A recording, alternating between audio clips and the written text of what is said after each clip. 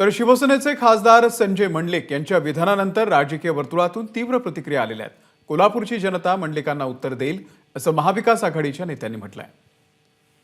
आता छत्रपती शाहूंच्या गादीचा मान राखायचा नाही तर का मोदीच्या गादीचा म्हणजे जे मोदी आहेत प्रधानमंत्री त्यांच्या गादीचा मान राखायचा असं ह्यांना वाटतंय का?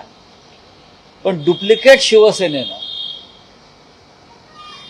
सर्व ताळतंत्र सोडलेलं आहे आणि ते आता छत्रपती शाहू महाराजांपर्यंत त्यांच्या पायाखालची वाळू घसरल्यामुळं ज्या पद्धतीनं बोलतायत ते योग्य नाही।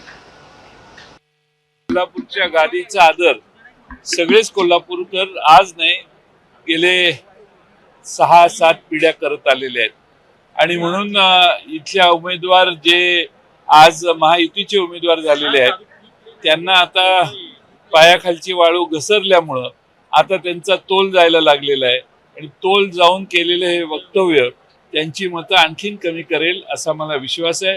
या निमित्तानं जे वक्तव्य त्यांनी केलं कोल्हापूरकर त्यांना आपल्या मतानंच उत्तर देतील हा मला विश्वास आहे। एबीपी माझा, उघडा डोळे बघा नीट।